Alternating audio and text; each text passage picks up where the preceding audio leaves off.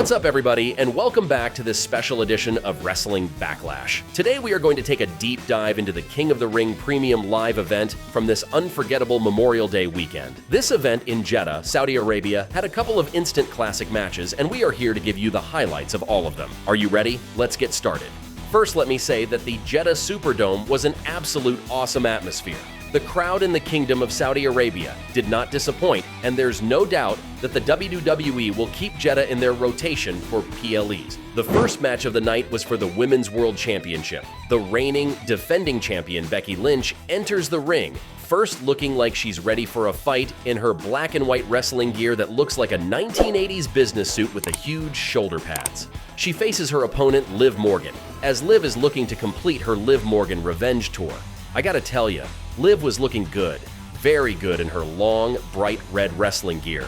She looks ready to win her first World Championship title against Becky Lynch. The match opens with back-and-forth action, Becky beating Liv outside of the ring, Liv driving Becky back in the ring and getting some good action, wearing Becky Lynch down. Becky returns the favor and fights through to keep Liv Morgan on the defense throughout the match. Becky locks in an armbar, but Liv breaks out of it and turns into a submission move of herself on Becky. But Becky breaks out of it and gets Liv into a disarmor. But guess who comes to the damn ring with his gimpy arm in a sling? Dom Mysterio comes down to the ring to distract Becky Lynch. But the tables have turned, and he wanted Becky to use the chair on Liv. But Dirty Dom made the most bonehead move, perhaps, of the year, and distracted the ref as Liv hits Becky with a code breaker and uses the chair to set up Oblivion and pins Becky to win the Women's World Championship. And now, the Liv Morgan Revenge Tour is complete, and she is the new Women's World Champion.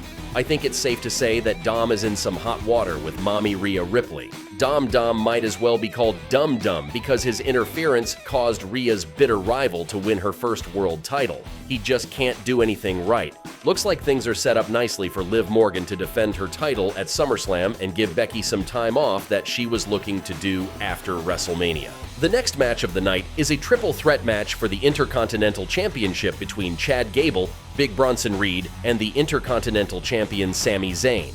Now, I have to hand it to the Saudi crowd by chanting, "You suck" to Chad Gable's entrance music. Felt like they were paying homage to Kurt Angle 2.0, also known as former fellow Olympian Chad Gable. Well played, Jeddah, well played. As Big Bronson Reed was making his way down the aisle, another QR code popped up. I'm telling you, Uncle Howdy and the Wyatt family are about to make their way back to the WWE. My guess is SummerSlam, but we will still have to wait and see. Sami Zayn makes his way down the ramp in his Arabic wrestling gear. The dude is the crowd favorite both in Riyadh and in Jeddah. He speaks Arabic, he respects their culture, he has absolutely won the crowd over. But he has a tough mountain to climb tonight by trying to beat both Big Bronson Reed and Chad Gable to retain his title. Oh, and that doesn't even include Otis, who is standing ringside standing by in support of Chad Gable, who apparently has told Otis to stick to the plan before the match started. Don't know what that means, but I really hope Otis turns on Gable. Enough is enough, and Otis needs to be his own man already. The match starts, and each man is out for themselves. Zayn does a flip to knock out Reed and Gable from over the top rope and outside the ring. Big Bronson Reed tried his best to do a moonsault from the top rope, but Sami moved out of the way and nobody was home.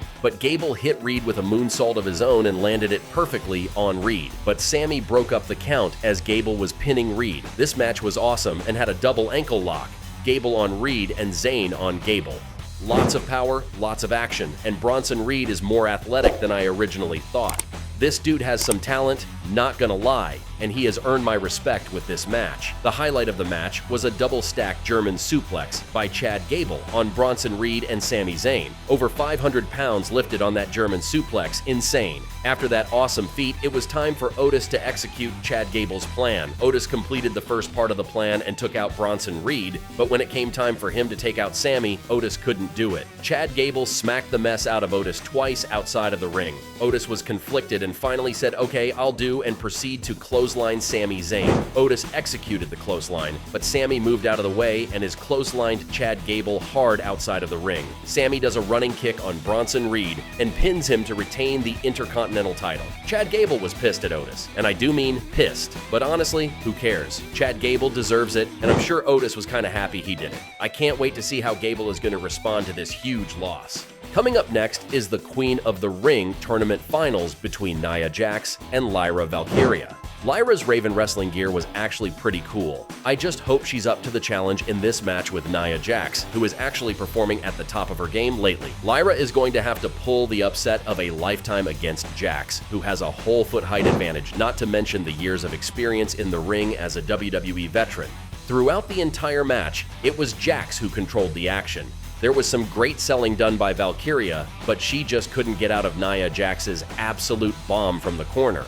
Lyra tried to take Jax and put her into a powerbomb, but Jax hit her annihilator and sat on Lyra to pin her and win the Queen of the Ring tournament. Jax sat on her so hard, I think that Lyra was actually hurt on that move. At least it looked pretty painful. Anyways, Triple H crowns Jax at the center of the ring, and she is now officially the Queen of the Ring, and has earned her women's title match at SummerSlam. The men's side of the tournament is next, and the two finalists are royalty in their own right. Gunther the Ring General versus the Viper, Randy Orton. My money is on the Austrian heavyweight to win this tournament, but he has one hell of an opponent tonight. But I always thought his loss at WrestleMania was so he could start his way to the WWE or world titles, and what better way to get put over than by beating Randy Orton for the King of the Ring. But Orton isn't going to just give it to him. Orton is a 14-time world champion, and the one thing he hasn't done in his Hall of Fame career is win the King of the Ring tournament. One thing is for sure, this is going to be one hell of a match. Can you take a guess to how many chops Gunther was able to get on Randy Orton? Only 5 times, but they were pretty effective in weakening Orton halfway through the match. You could even see the bruises forming on Randy Orton's chest from all of those chops by Gunther. Gunther held his own and targeted Randy Orton's knee, and it was safe to say that his knee is what failed him in this match. Orton delivered multiple RKOs, and he just couldn't get his knee to hold up for the pin and win. Gunther put on the reversal and pinned Orton to win his first King of the Ring. Orton putting over Gunther just makes a whole lot of sense, and Orton limped off to the back, and my guess is that he will be taking some time off to rehab his knee. Now the question remains, will Damian Priest keep his World Heavyweight Championship long enough to face Gunther at SummerSlam? We will have to see how these next couple of months hold up for Priest. The main event of the night is finally here, and it's champion versus champion. Cody Rhodes versus Logan Paul for the undisputed WWE Championship. But first, Triple H has some breaking news for us. It appears that Drew McIntyre is finally medically cleared to compete. So in 3 weeks at Clash at the Castle, Drew McIntyre will face Damian Priest for the World Heavyweight Championship at Glasgow, Scotland. Back to the main event action, and the crowd is ready for this matchup. Maybe a little too ready. As Cody Rhodes makes his way down the ramp and into the ring, he goes into the crowd, and you see this one guy, a full-grown adult man, hug Cody just a little bit too passionately. The dude was hugging Cody's waist just a little too much and had his face right next to Cody's, championship title, if you know what I mean. Anyways, he was happy, and it looked like Cody didn't mind too much, so maybe I'm putting too much on that moment. Anyways, the bell rings, and we are officially underway. Logan Paul, looking like that Johnny from Cobra Kai in The Karate Kid, is bouncing around the ring ready to put in the work to beat Cody. But Cody is ready for the fight. As Cody Rhodes is about to do his vintage punch with his back on the mat, Logan Paul catches Cody's fist and tells Cody, "Do you know who I am? I'm Logan Paul, bitch." What a tribute to Dave Chappelle and Rick James, Logan Paul. Well done. Now say what you want about Logan Paul, but he does know his way around the ring. His storytelling and pace of the match is outstanding. He has phenomenal athleticism, and he sells his opponent's moves extremely well. The guy has only been working in the business for a few years, but he's already just as good as some of the veterans in the company. I know it's hard to admit, but it's true. He doesn't perform as a novice celebrity, but as an actual wrestler. Logan Paul comes out of the ring towards his prime hydration station and takes a sip of his prime drink, but Cody takes the bottle and smashes it on Logan's head. But as Cody gets distracted outside of the ring, Logan gets a third set of brass knuckles from one of his prime buddies, and Logan punches Cody in the ribs with those brass knuckles. Michael Cole is disgusted and proceeds to berate Logan Paul, saying, "You promised to not use those brass knuckles." Logan Paul looks like he's about to get into it with Cole, but Corey Graves gets in between the two of them, and Cody leaps from the ring to take out Logan. The match proceeds to continue in the ring, and the two slug it out. But the highlight of the match happened outside of the ring. Logan Paul cleared out the Arabic announce table and puts Cody on the table. He then gets a bottle of Prime and heads to the top rope and does his best Triple H impression and spits out his own drink before doing a frog splash from the top rope and hits Cody on the announce table.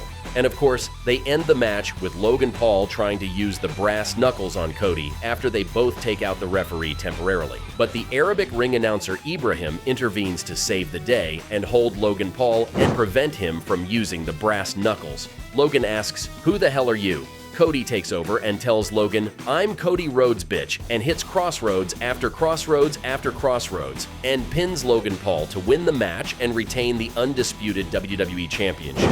What a great night of matches. Some surprises, but the night went as expected, and every match was a banger tonight.